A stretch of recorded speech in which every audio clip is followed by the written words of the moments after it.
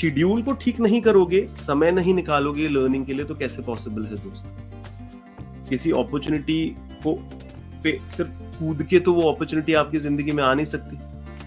आपको उस अपॉर्चुनिटी को अगर मिल भी रही है, आपको उसको एसेस करना होगा कि ये जो गिवन सिचुएशन है, अगर आपने उसको थोरली नहीं चेक किया तो ज्यादातर ऐसा देखा गया है कि लोग बहुत सारे फिर कहते हैं ना कैलकुलेटिव रिस्क नहीं लेते, वो अनड्यू रिस्क ले लेते हैं और वो जितनी बेनिफिट एक अपॉर्चुनिटी से निकाल सकते हैं वो नहीं निकाल पाते।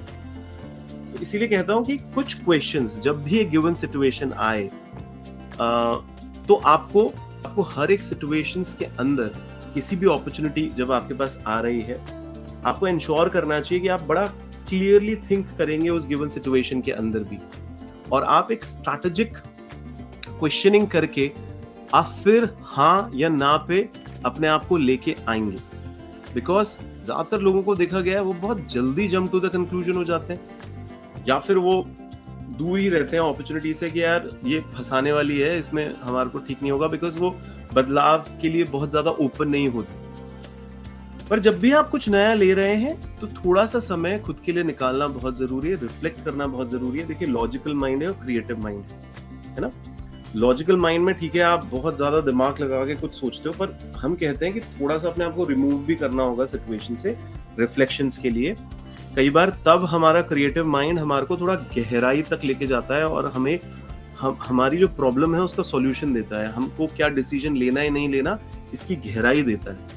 ये समझना बहुत जरूरी है आपको। तो आप अपने रिसोर्सेज जो हैं वो बस एक इम्पेशंस के कारण बर्बाद मत कर लीजिए। आप पुराने डिसीजंस उठा के देखिए, इस वजह से हमने बड़े बड़े प्रोजेक्ट जो इंपॉर्टेंट प्रोजेक्ट है उनको नेग्लेक्ट कर दिया या कोई गलत डिसीजन ले लिया क्योंकि हमको स्ट्रैटेजिकली क्वेश्चंस पूछना ही नहीं आता। जहाँ पे आपको सच में अपनी एनर्जी को फोकस करना था, आपने उन जगहों पर उस प्रोजेक्ट में एनर्जी को फोकस नहीं किया, आपने कहीं और कर लिया हो। थिंक अबाउट इट, बिकॉज जब ना है अपने डिसीजंस पे और आपको देखना है कि जो गिवन प्रोजेक्ट है उसके अंदर आपने सच में आइडेंटिफाई कर पाए आपकी कौन सी हैबिट्स आपको जरूरत है, कौन सी हैबिट्स आपके एम्प्लॉय में लाना बहुत जरूरी है अगर आप इस टास्क में अकम्प्लिश करोगे। और अगर आपको ये टास्क नहीं भी करना है, अबैंडन करना है, तो कौन से फैक्टर्स होंगे जिनको मद्देनजर रख के आप किसी भी टास्क को अबैंडन करोगे, यानी उसको छोड़ दोगे। तो कहने का ये मतलब है दोस्त कि कंसिडर करिए, बैठिए, कोई नए एम्प्लॉय की जरूरत है, नए एम्प्लॉय रखिए। अगर आपके एग्जिस्टिंग टीम के अंदर वो बात नहीं है तो जो उस टास्क को कंप्लीट करने के लिए जरूरी है, बिकॉज मैं कहता हूँ ना ये दुनिया कितनी फास्ट पेस से बदल रही है, तो सिर्फ बात हाँ या ना करने की नहीं है प्रोजेक्ट को, उस गिवन सिचुएशन को अंडरस्टैंड करने की बहुत है। और वो तभी हो पाएगी जब आपके पास उस हाँ का रीजन हो या ना का रीजन हो। और वाई जब क्वेश्चनिंग करते हैं ना हम एक गिवन सिचुएशन के अंदर, तभी हम सही मायने में उस गहराई तक पहुंच पाते हैं कि हमने ना क्यों कर रहे हैं और हम हाँ क्यों कर रहे हैं। और खुद से ईमानदार होने की आदत डालिए यार, बिकॉज जो लोग दूसरों पे ठीकरा फोड़ देना या फिर अपने पे अनकाइंड होके बस बोल देना कि मैं ही ऐसा हूं, अरे तुम तो ऐसे ही हो, पर तुम क्या हो? अच्छा चलो ठीक भी होने की कोशिश करोगे, अरे सब पता है मुझे मैं क्या हूँ। अरे क्या पता है भाई? सिर्फ ये कह देने से कि तुम लेजी हो, तुम गधे हो, ये हो वो हो, ये सर ये सब दिखावटी ड्रामेटिक वर्ड्स होते हैं।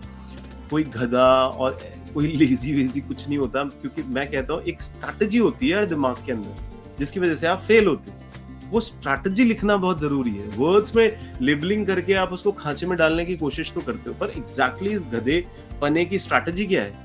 गधा लिटरल वो गधा थोड़ी ना है जो थोड़ी सी घास खाता है और दिन भर कपड़े धोता है धोबी के। नहीं, आपको एक नई अपॉर्चुनिटी मिली जिसमें आपके अंदर कोई पर्टिकुलर स्किल होना डिमांड कर रही थी, आपकी कुछ डेडलाइन थी, आपके पास कितना टाइम है अभी, आपने उस डेडलाइन पे काम कर पाओगे नहीं कर पाओगे, ये रीजंस होते हैं ना। इन रीजंस पे जब तक आप विचार नहीं करोगे, आप कैसे पता लगा लोगे कि आप इस पर्टिकुलर प्रोजेक्ट को टाइम पे अकम्प्लिश कर पाओगे या नहीं कर पाओगे?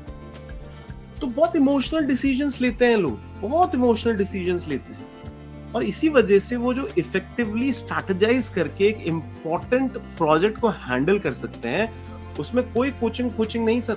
उसमें तो बस अपना एक नेतागिरी कहूंगा मैं तो, कि जिसमें एक इंसान ने रूम ही नहीं दिया खुद को रिफ्लेक्ट करने का, उसने रूम ही नहीं दिया अपने एम्प्लॉयज को कि वो उनकी स्किल सेट को समझकर फिर इस प्रोजेक्ट में उतरे या ना उतरे।